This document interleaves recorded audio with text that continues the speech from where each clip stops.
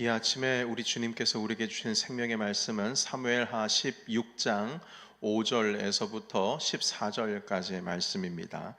사무엘하 16장 5절에서부터 14절까지의 말씀. 우리 같이 한 목소리로 주님의 말씀을 함께 읽도록 하겠습니다. 자, 시작. 다윗 왕이 바후림의 이름에 거기서 사울의 친족 한 사람이 나오니 게라의 아들이요 이름은 시므이라. 그가 나오면서 계속하여 저주하고 또 다윗과 다윗 왕의 모든 신하들을 향하여 돌을 던지니 그때의 모든 백성과 용사들은 다 왕의 좌우에 있었더라. 시므이가 저주하는 가운데 이와 같이 말하니라. 피를 흘린 자여 사악한 자여 가거라 가거라. 사울의 족속의 모든 피를 여호와께서 내게로 돌리셨도다. 그를 이어서 네가 왕이 되었으나 여호와께서 나라를 네 아들 압살롬의 손에 넘기셨도다. 보라, 너는 피를 흘린 자이므로 화를 자초하였느니라 하는지라. 스루야의 아들 아비새가 왕께 여짜오되 이 죽은 개가 어찌 내 주 왕을 저주하리까? 청하건대 내가 건너가서 그의 머리를 베게 하소서 하니 왕이 이르되 스루야의 아들들아 내가 너희와 무슨 상관이 있느냐? 그가 저주하는 것은 여호와께서 그에게 다윗을 저주하라 하심이니 네가 어찌하여 그리하였느냐 할 자가 누구겠느냐 하고 또 다윗이 아비새와 모든 신하들에게 이르되 내 몸에서 난 아들도 내 생명을 해하려 하거든 하물며 이 베냐민 사람이랴. 여호와께서 그에게 명령하신 것이니 그가 저주하게 버려두라. 혹시 여호와께서 나의 원통함을 감찰하시리니 오늘 그 저주 때문에 여호와께서 선으로 내게 갚아주시리라 하고 다윗과 그의 추종자들이 길을 갈 때에 시므이는 산비탈로 따라가면서 저주하고 그를 향하여 돌을 던지며 먼지를 날리더라. 왕과 그와 함께 있는 백성들이 다 피곤하여 한 곳에 이르러 거기서 쉬니라. 아멘. 오늘 주께서 선으로 갚아주시라라는 말씀으로 사무엘하 16장 5절에서 14절까지 말씀으로 우리 주님의 말씀을 함께 나누겠습니다. 오늘 우리가 읽은 이 본문의 말씀은 다윗 왕이 구데타를 일으킨 그 아들 압살롬을 피해서 이미 예루살렘 성에서 빠져나왔습니다. 그리고 바후림으로 지금 피신을 하고 있을 때쯤에 일어난 일이 되겠습니다. 그 바후림이라는 곳에 이제 다윗과 신하들이 이제 이르게 되었는데 갑자기 어디선가 사람이 나타나서 저주의 말을 뿜어내는 겁니다. 가만히 지켜보니까 이 사람이 아는 사람이에요. 베냐민 지파의 사울, 지금 죽은 사울 왕이죠. 한참 오래전에 블레셋과의 전쟁에서 목숨을 잃었습니다. 그 사울 왕, 죽은 사울 왕 친척 중에 시므이라는 사람이 갑자기 어디서부턴가 나타나더니 멀리서 다윗 왕과 그 신하들을 향해서 돌 던지면서 먼지 날릴 정도로 저주를 퍼부어댔습니다. 그 저주의 내용을 보면 사울의 그 가문에 임한 모든 죽음, 그 죽음을 다윗에게로 돌리는 겁니다. 하나님께서 너 피 흘린 자요, 피 흘린 자요, 사악한 자요 하면서 네가 사울 왕의 왕위를 이었지만 결국 하나님께서 네 피를 결국에는 사울의 피를 흘렸던 피를 너에게로 돌아가게 했다 하시면서 바로 사울이 죽은 것은 그리고 그의 자녀들이 죽게 된 것은 다 다윗 때문이다. 다윗이 원인이기 때문에 결국 하나님께서 압살롬을 통해서 너를 지금 심판하는 것이다. 이런 내용이었습니다. 그러니까 이 시므이라고 하는 사람은 과거 사울 왕과 요나단이 죽게 되었을 때 여러분 전쟁터에서 비참하게 죽었거든요. 심지어 사울 왕 같은 경우에는 그 육신이 성벽에 못 박혀가지고 결국에는 시체를 대롱대롱 매달아 놨을 정도였습니다. 그러니까 얼마나 아주 이스라엘에게서는 큰 충격이 아니지 않을 수가 없습니다. 그러니까 그런 것을 보면서 시므이의 10년 가운데 증오를 품고 있었습니다. 이건 다 다윗 때문이다. 다윗 때문입니다. 그 요나단이 죽은 것도 다 다윗 때문이다. 안타까워하면서 그 다윗이 그 사울 왕의 왕위의 뒤를 이은 것을 보면서 정말 마음고생을 많이 했습니다. 그래서 이렇게 저주하는 거예요. 너 쌤통이다. 잘 됐다. 너 내 그래 봤는데 너 결국에는 네 아들한테 네가 당하는구나 한 것이죠. 자, 그러나 여러분, 시므이가 이런 차마 입에 담을 수 없는 심한 욕과 저주를 내뿜었지만 사실 다윗은 반대로 이 사람은 의도적으로 사울의 왕권과 그 권위를 손을 대지 않았던 사람입니다. 여러분, 우리 다 잘 알지 않으십니까? 하나님께서 하실 일이다. 이건 다 하나님께서 하실 일이다 라고 말하면서 다윗의 군대 장관들, 그 용사들이 보기에도 너무 답답할 정도로 다윗이 사울 왕을 존중해 주는 거예요. 그러니까 하나님께서 기회를 주셔도 이건 주님이 주신 기회다. 이번에 사울 왕을 죽이기만 하면 우리가 분명히 모두 다 두 다리 뻗고 잠을 잘 수 있고 모두가 평화가 올 수가 있다 함에도 불구하고 다윗 왕을, 사울 왕을 오히려 보호했습니다. 뿐만 아닙니다. 사울 왕이 죽었을 때 가장 슬퍼한 사람이 다윗이었어요. 금식했습니다. 그리고 자기 유다 족속을 향해서 애가를 짓게 해서 사울의 죽음을 슬퍼하는 노래를 만들어서 부르게 했습니다. 그리고 오히려 자기 자신이 왕권을 얻은 후에도 사울에게 유일하게 남은 가족이 있었습니다. 무비보셋이라고 손자인데요, 그 가족을 지극정성으로 돌봤습니다. 그러니까 다윗이 이런 일을 했음에도 불구하고 시므이의 눈에 볼 때는 다윗은 일단 사울 왕의 그 피를 흘리게 한 자다, 장본인이다 해서 시므이는 온갖 증오의 마음을 가슴에 품고 지금까지 살아왔던 것이죠. 자, 그래서 이런 시므이로부터 정말 어떻게 보면은 화가 치밀어 오를 정도로 심한 저주를 듣게 되었습니다.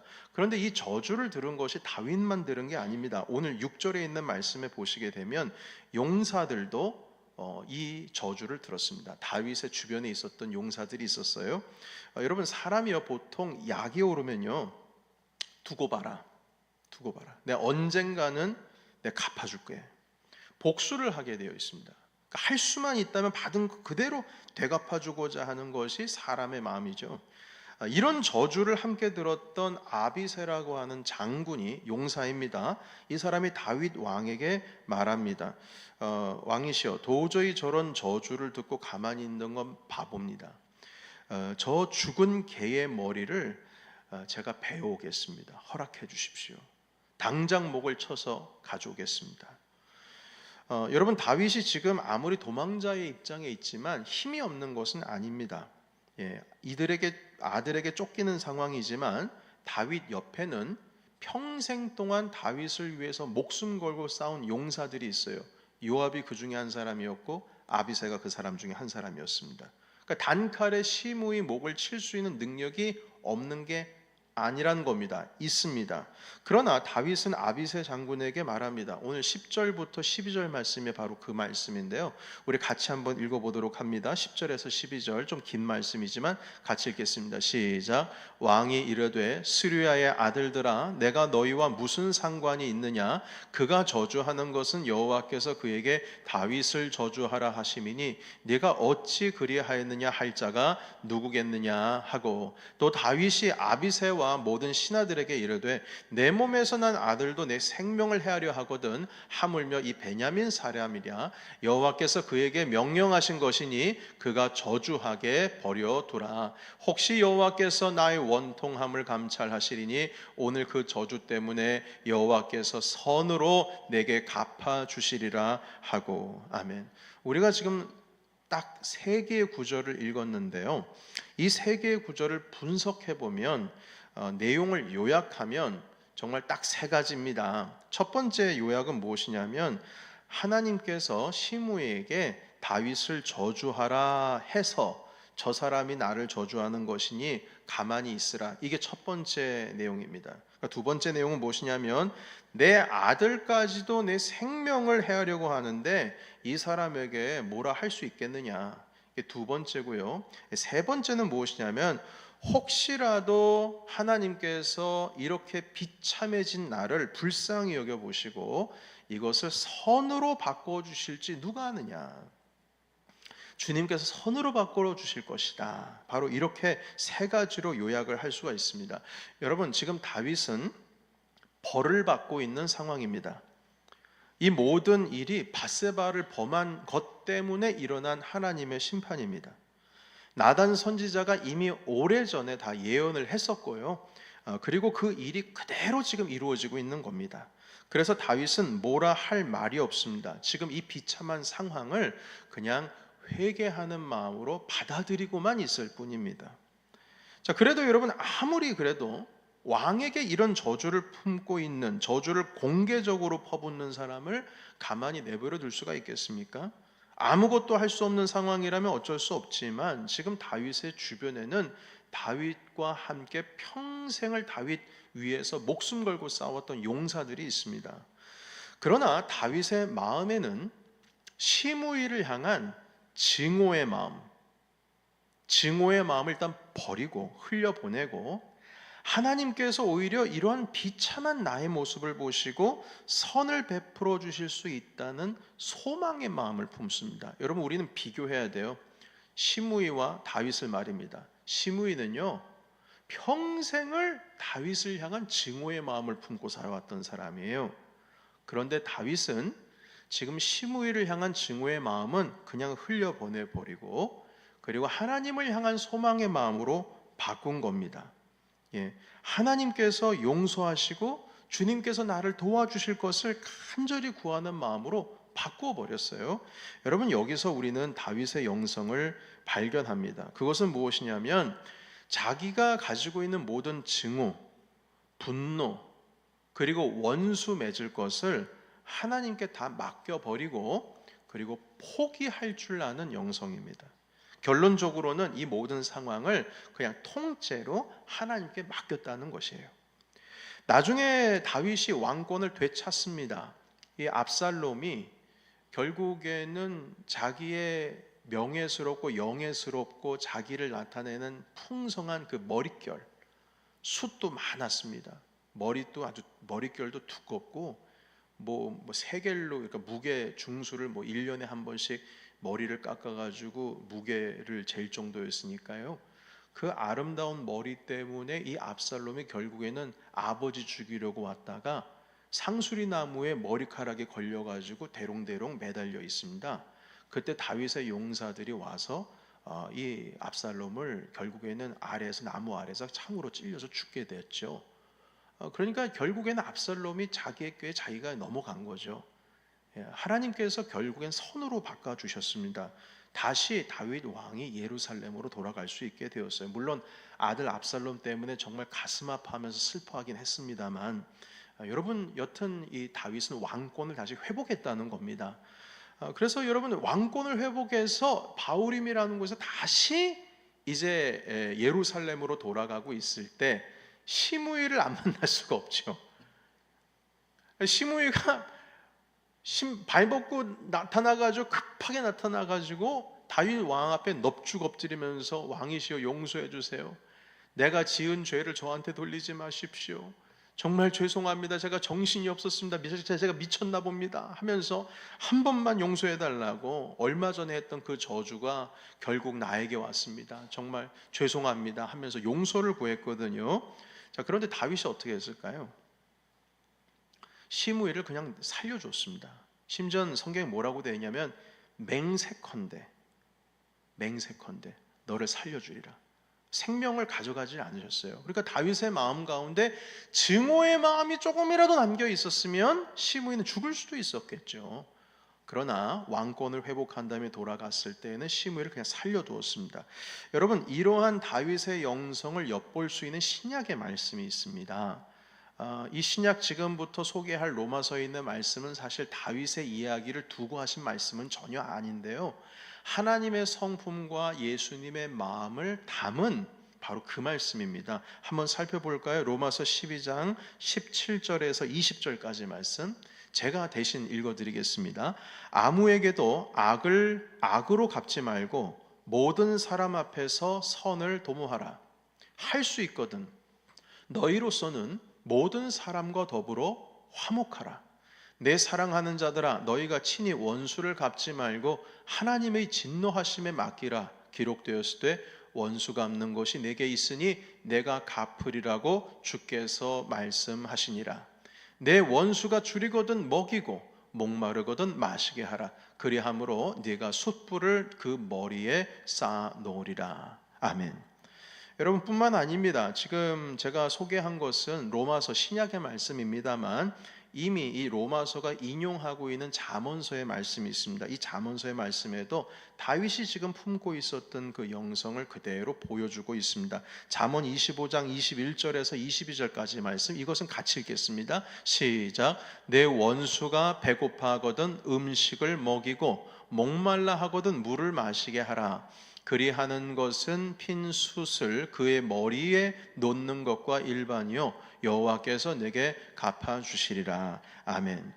여러분, 왜 하나님께서는 악을 악으로 갚지 말고 모든 사람 앞에서 선을 행하라고 하실까요? 왜 원수 갚는 것을 하나님께 맡기라고 말씀하실까요? 여러분, 과거 80년대 90년대 제가 학창 시절 때에는 그 홍콩 영화가 참 유명했었습니다. 성룡 영화 뭐 이런 그 홍콩에서 나온 제작된 영화를 보면서 제가 컸는데요. 그 홍콩 영화의 대부분의 이제 그 무술 영화들의 핵심 주제가 뭐냐면 원수 갚는 겁니다. 그때는 왜 그랬는지 모르겠습니다만 제가 중학교 고등학교 다닐 때 무협지가 그렇게 인기였는데요.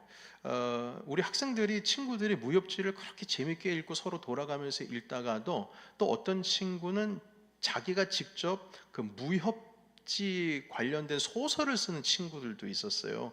그러니까 그 정도로 인기 있었습니다. 그런데 그 무협지의 주제가 뭔지 아십니까? 다 원수 갚는 거예요. 그러니까 이 그 과거의 동양적인 사상에 있어서는 원수 갚는 게 정의입니다. 가문의 원수를 갚는 게 그게 정의예요. 원수를 갚으면 정의가 이루어진 겁니다. 그러나 성경에 사시는 말씀은 원수 갚는 게 정의가 아니에요. 오히려 용서하는 게 정의입니다. 그래서 왜 원수 갚는 것을 하나님께 맡겨라, 이 악을 악으로 갚지 말라, 왜 주님께서는 그럼에도 불구하고 왜 이렇게 말씀하시는 걸까요?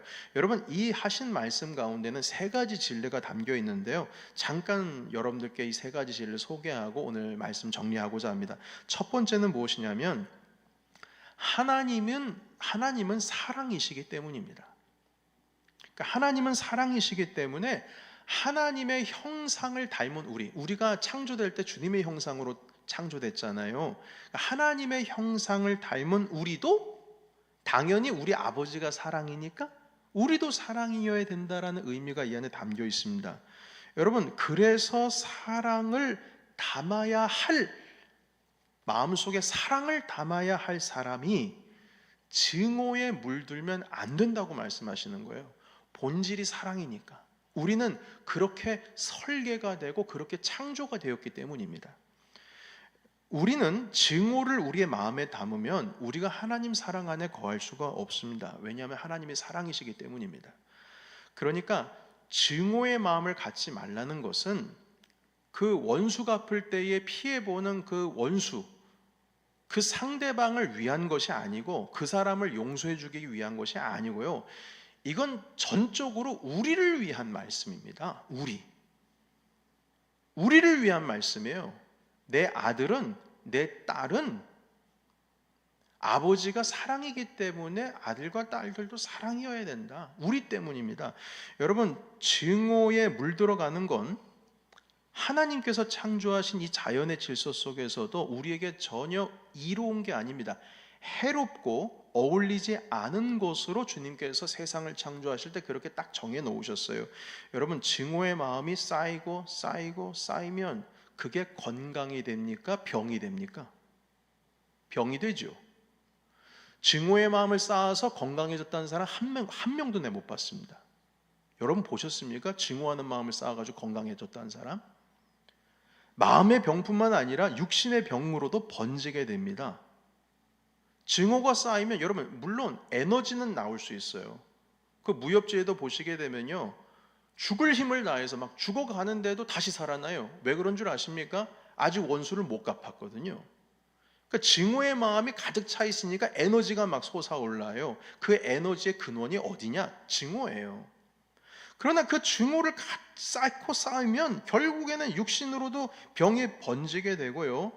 여러분, 결국에는 오늘날의 이 마음의 병뿐만 아니라 육신의 병이 이루어지고 있는 것 다 마음에서부터 시작된 것 아니겠습니까? 그러나 반대로 사랑을 하면 사랑을 할수록 육체도 건강해져요.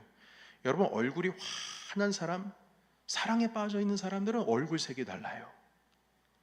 여러분, 이렇게 하나님께서는 이 땅을 창조하실 때 세계 질서를 만드실 때에 증오라고 하는 것은 사람과 어울리지 않은 거로, 오히려 사랑이 어울리는 것으로 그렇게 만드셨다고요.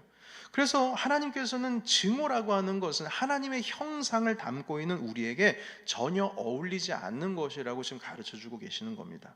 그래서 여러분, 증오를 우리가 계속 품게 되면 우리가 하나님의 형상을 담은 사람으로서 살아갈 수가 없습니다. 주님께서는 그렇게 증오의 마음으로 살 수 있도록 우리를 창조하지를 않으셨기 때문입니다. 만약 증오의 마음을 가지고 있다면 그 힘으로 살아간다는 것은 나 자신을 그냥 저기 깊은 절벽 끄트머리로 몰아가고 있는 것과 똑같은 겁니다. 주님께서는 당신의 사랑하시는 자녀를 절벽 끝으로 밀어버리지 않습니다. 그래서 주님께서 말씀하셨어요. 얘들아, 증오의 마음은 다 나에게 맡겨둬라. 내게 맡겨둬. 차라리 너희들은 선을 행하라. 원수가 줄이거든 먹을 걸 주고, 목마르거든 마실 물을 줘라. 차라리 그렇게 해라. 그리고 증오의 마음 다 나에게 맡겨줘. 내가 알아서 할게. 선으로 바꿔줄 거다. 주님께서는 그렇게 말씀하셨습니다.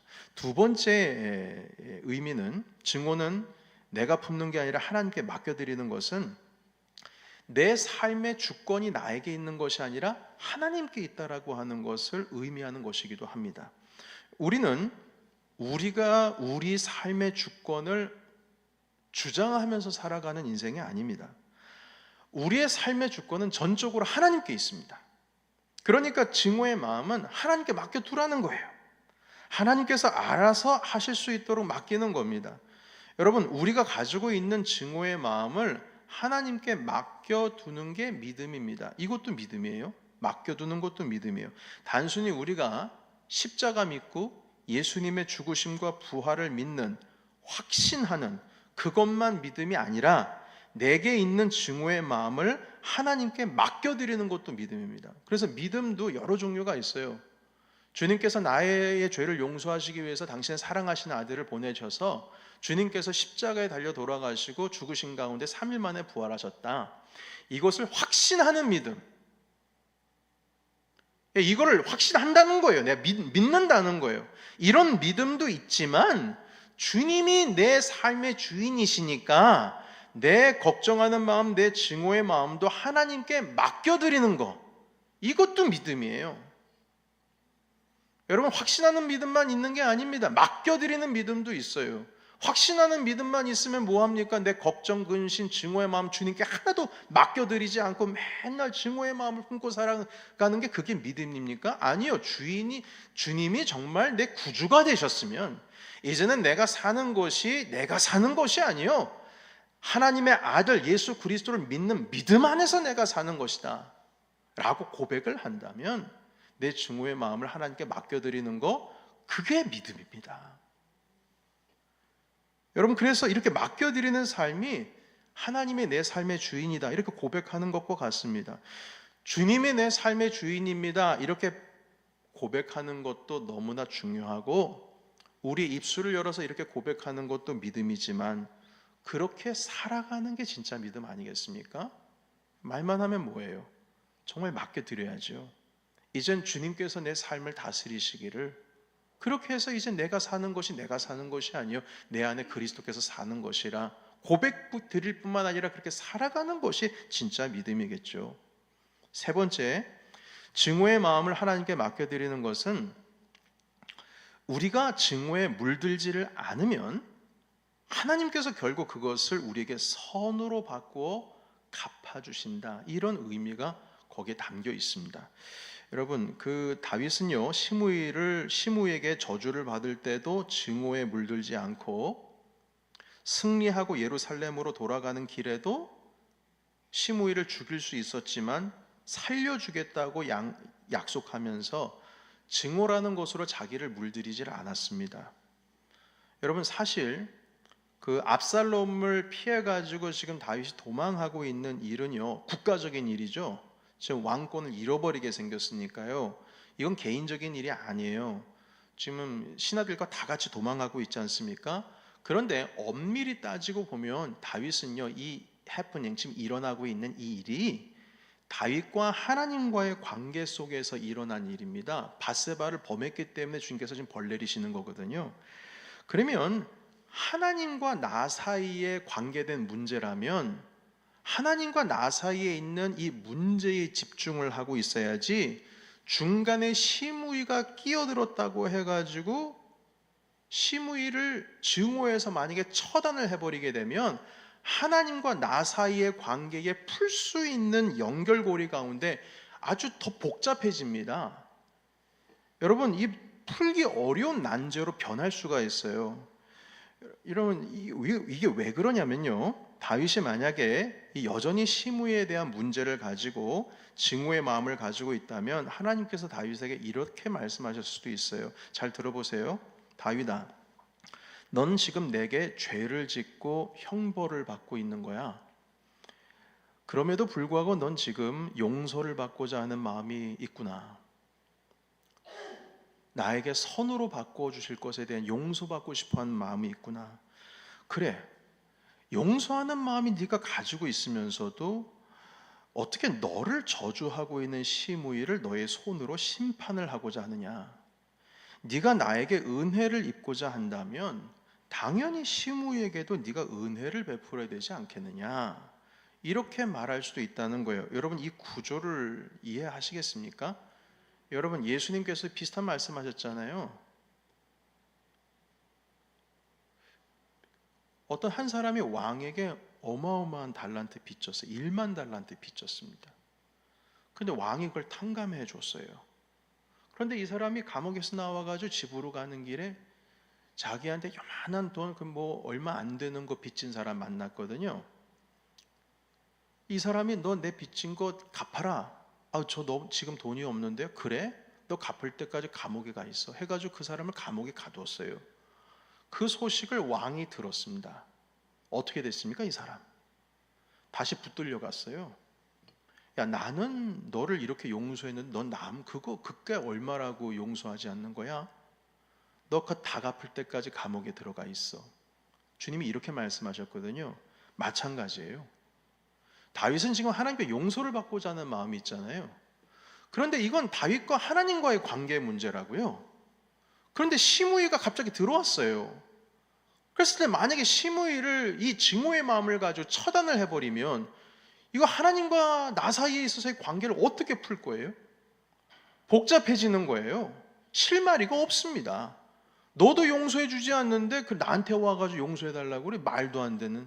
그래서 다윗이 말합니다. 내 비참함을 그대로 내버려 둬라. 저주를 받게 내버려 둬라.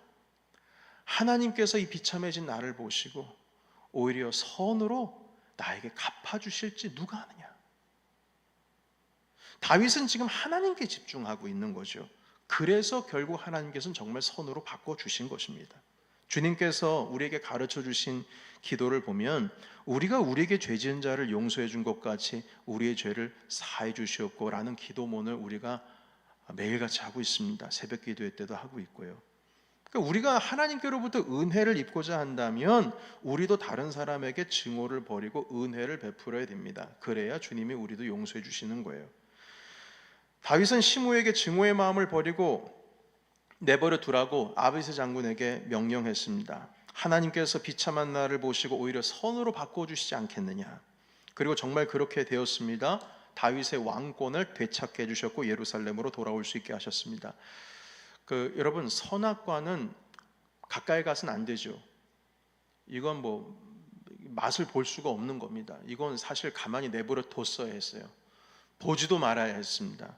그런데 이 선악과라고 하는 존재는 창세기에만 등장하는 게 아닙니다.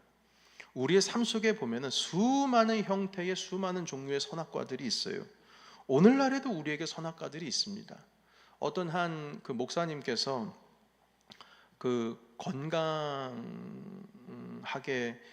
되는 어떤 많은 연구도 하시고 또한 여러 가지 중국 의학의 민간 요법들을 배우셔가지고 그걸 그 목사님들께 한 10여 년 전입니다. 뉴욕에 잠깐 오셔가지고 목사님, 제가 목사님 좀 봐드릴게요 하면서 저에게 오셔서 꽈샤라고 하는 거, 그게 중국 전통 무슨 그 민감 요법입니다. 그래서 피부를 이렇게 긁어 내려가면서 치료하시는 목사님이 계셨는데, 그 목사님이 저한테 오셔가지고 저를 눕혀놓고요, 제 몸을 이렇게 점검하시고 치료하시면서 이런 말씀을 하셨어요. 목사님, 창세기에만 선악과가 있는 게 아니고요, 우리가 먹는 음식에 선악과가 여전히 있습니다. 단 거 먹으면 안 되고요, 기름진 거 먹으면 안 됩니다. 그게 선악과입니다. 결국에는 그거 먹으면요, 결국 몸 망가져요. 영혼만 망가지는 게 아니라 몸도 망가져요. 피하셔야 됩니다 하면서 우리가 먹는 데 선악과가 있다는 말씀을 하시더라고요. 근데 곰곰이 생각을 해보니까요, 먹는 것만 그런 게 아니에요. 관계에도 선악과가 있어요. 가지 말아야 할 곳이 있고요, 가면 안 되는 곳이에요. 우리 그리스도인들은 가면 안 되는 곳이 있습니다. 맺으면 안 되는 관계가 있습니다. 그거 다 피해야 됩니다. 그리고 정서에도 선악과가 있어요. 우리의 감정에도 선악과가 있습니다. 그 중에 하나가 바로 이 증오라는 거예요.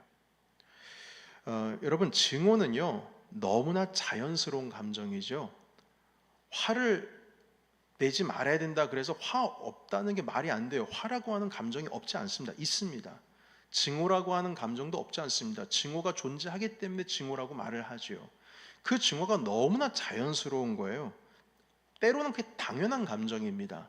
그래서 내 삶 가운데 내 마음속에 이렇게 지나갑니다. 그 지나가면은요, 잠깐 머무를 수 있어요. 그러나 머물러도 지나가게 내버려 두셔야 돼요. 그 과거에 제가 대학교 다닐 때 학교가 지방에 있어가지고 그 학교 앞에서 히치하이크를 많이 했거든요. 지나가는 차를 이렇게 세워가지고 같이 차를 타고 가고 하면은 별의별 사람 다 만납니다. 연예인도 만나고요, 가끔은. 그래서 정말 재미있는 일들도 많이 있습니다. 그런데 언제부턴가 학교에서 히치하이크를 하지를 말라고 그랬어요. 왜냐하면 나쁜 사람을 만난 적이 있었거든요. 그래서 안 좋은 소식을 한번 들었었습니다. 다른 곳에서. 그래서 학교에서 그걸 금지를 시켰어요. 학생들에게 히치하이크 하지 말라고. 마찬가지예요, 여러분. 증오의 감정이 지나가잖아요. 뭐 잠깐 머무를 수 있어요. 잠깐 스탑바이 할 수 있겠죠. 그러나 그거를 붙들면 안 돼요. 히치하이크 해가지고 잠시가 아니라 나 좀 태우고 가세요 하시면 안 되는 거예요. 그냥 보내버려야 되는 거예요. 선악과입니다. 선악과. 보지도 말아야 되고 그냥 흘려보내는 겁니다. 너무나 자연스러운 거죠. 선악과가 동산 중앙에 있어요. 보여요, 안 보여요? 보이죠? 보입니다. 동산 중앙에 있어요. 보여요. 보이나 볼 뿐이지 그냥 지나가면 되는 겁니다. 뭐 굳이 거기에 앉아가지고 야 맛있게 생겼다 할 필요가 없다는 것이죠. 여러분, 가까이에서는 안 될 감정의 선악과가 바로 그것입니다. 멀리 두고 하나님께 그냥 맡겨드릴 선악과입니다. 증오로 물드는 것은 하나님의 형상을 담은 자로서 하나님의 자녀답지 않은 모습인 것입니다. 그것은 주님께서 말씀하셨어요. 내게 맡겨라. 내게 맡겨라. 저희 아이들이 어릴 때 말입니다. 뭐 지금은 아니지만 어릴 때 뭘 이렇게 그 쓰레기 같은 거 만지거나 치운 거 할 때 정말 더러운 것들이 있잖아요. 그때 제가 그렇게 말했어요. 얘들아, 그건 아빠가 할게. 아빠한테 맡겨. 그리고 제가 다 청소하는 겁니다. 애들이 좀 더러운 거 만지려고 그러면은 애비 지지 그건 아빠가 할게. 아빠한테 맡겨. 그 아비로서 당연한 것 아니겠어요? 여러분, 우리의 삶 가운데 있어서도 지저분한 게 있습니다. 우리 심령 가운데에 지저분한 것들이 있어요. 이게 잠깐 지나갈 수는 있습니다. 그러나 그것을 멈추게 해서는 안 됩니다. 그냥 지나가도록 내버려둬야 돼요. 이건 아버지가 하시는 일입니다. 아버지가. 그래서 이 진리의 말씀으로 우리가 서 있을 때 하나님께서는 그 증오를 선함으로 바꿔주신다고 했습니다. 아이들이 자기 손 제대로 씻지 못할 때 어떻게 합니까? 어머니가 비누를 이렇게 거품을 내가지고 애들 손에 해서 씻기지 않겠어요?